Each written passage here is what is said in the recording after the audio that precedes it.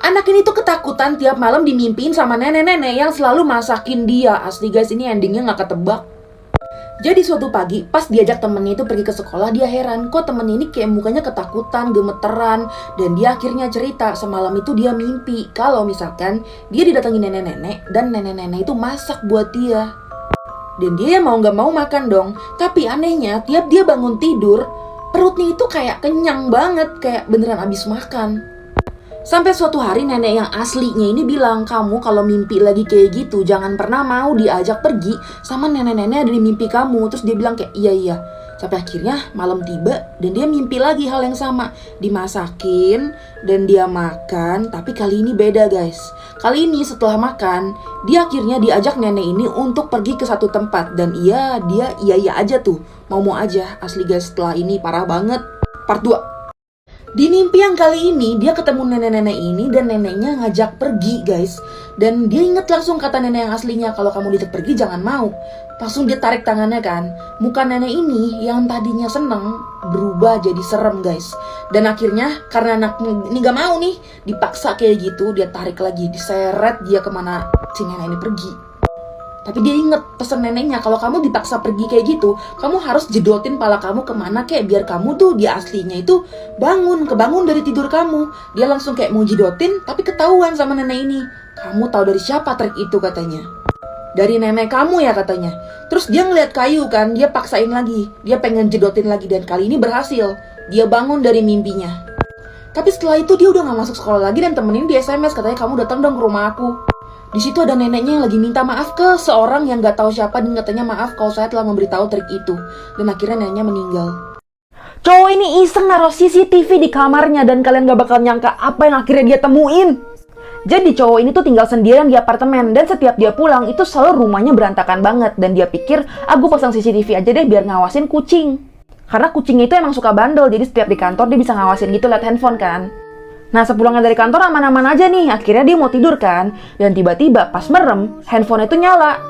Ada notifikasi kalau misalkan ada pergerakan di CCTV. Dia tidur lagi dong kayak gak ada apa-apa kok. Tapi dia penasaran, akhirnya dia lihat tuh ada video. Ada cowok di kamarnya yang merangkak begini ke arah CCTV. Dan dia langsung nengok ke belakang dong, karena CCTV di belakang kan. Gak ada orang. Dan dia langsung lihat baca web gitu kan, apa error. Ternyata CCTV-nya itu emang suka nangkep hal-hal yang udah terjadi di belakang. Jadi dia tonton lagi videonya, ternyata cowok itu masuk ke dalam kolong kamarnya.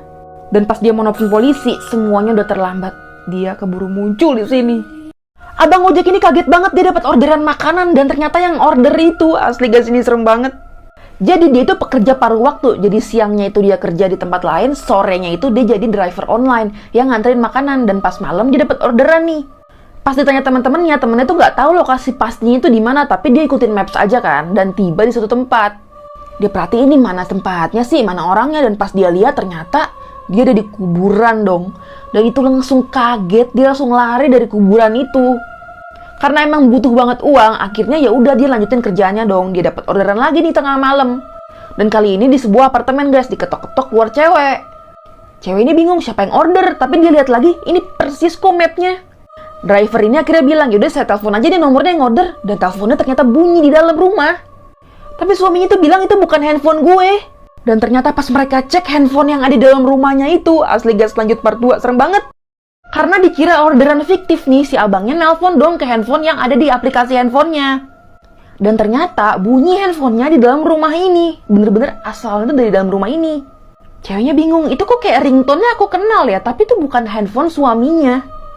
Dan suaminya bilang, iya deh, kayaknya nada dering handphonenya kayak pernah denger, tapi di mana gitu lupa. Dan akhirnya mereka inget nih. Dan suaminya ini akhirnya bilang, itu handphone bapak saya tuh nada deringnya. Si drivernya bilang, ya udah panggilin bapaknya dong, tinggal bayar nih, bereskan urusan. Tapi akhirnya mereka tuh bilang, bapak saya tuh udah meninggal. Bukan makhluk hidup lagi. Langsung si driver ojol ini stres banget karena siapa yang order kalau gitu? Akhirnya karena mereka juga panik, hampir berantem nih kan. Akhirnya ya udah dibayar sama si istrinya dan dia pulang. Dan dari kasus ini si driver ini akhirnya memutuskan untuk gak mau lagi ngambil orderan di tengah malam kayak gitu.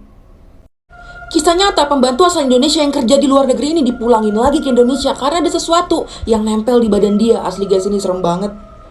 Jadi namanya ini Ibu Wati. Dia itu kerja di luar negeri tapi nggak disebutin di mana. Jadi setiap malam itu anak-anak di rumahnya itu selalu nggak denger dia tuh nangis. Dan itu selalu kejadiannya tiap jam 2 jam 3 pagi. Dan keluarga ini mikir, mungkin dia kangen aja kali sama keluarganya di Indonesia. Tapi ini tuh berlangsung berbulan-bulan.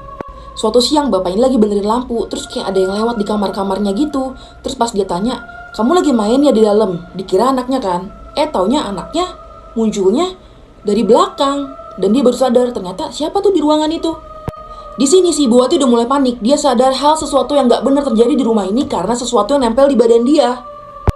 Si bapaknya ini langsung mikir, apa jangan-jangan ada orang jahat yang lagi ngincer Ibu Wati. Makanya dia mau telepon polisi kan. Tapi Ibu Wati langsung bilang, ini bukan manusia. Lanjut part 2. Jadi bapaknya ini kaget banget pas dia manggil anaknya di sini. Kok gak keluar-keluar, gak ada yang respon. Tapi setelah tahu ternyata anaknya itu lagi main di ruangan tengah dan anak itu muncul dari sini, bapaknya kaget. Bapaknya langsung mikir, tadi di ruangan itu berarti siapa yang lari-lari? Mereka langsung mikir ada sesuatu yang aneh terjadi di kamarnya setelah Ibu Wati itu nangis-nangis terus tiap malam. Dan ternyata emang ruangan itu pas dicek gak ada orang. Si Ibu Wati ini langsung kaget. Karena sebenarnya si Ibu Wati ini tahu orang yang tadi dilihat sama keluarga ini tuh di ruangan itu siapa.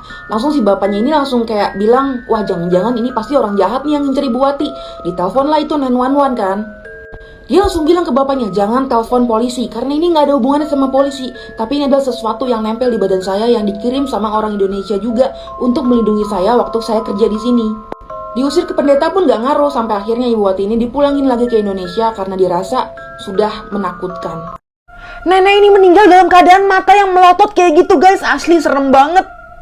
Jadi anak cewek ini itu tinggal sama neneknya dari kecil karena orang tuanya itu sibuk. Hubungan mereka dari kecil sampai gede itu gak pernah akrab. Dan suatu hari anak cewek ini tuh bawa kucing. Neneknya tuh benci banget sama kucing sampai dia ngomong buang kucing itu. Tapi dia tetap ngerawat kucing itu sampai akhirnya si nenek suatu hari itu meninggal dalam keadaan mata yang terbuka kayak gini guys. Dan akhirnya di apartemen itu cuma dia sama kucingnya sekarang.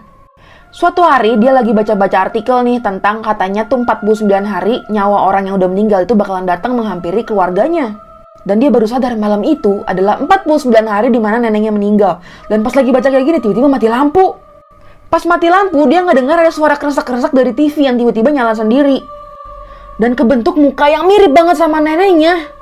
Dan pas tiba-tiba lampu nyala, dia baru sadar ternyata yang di TV itu mukanya Donald Trump, bukan mukanya neneknya. Cuman mirip.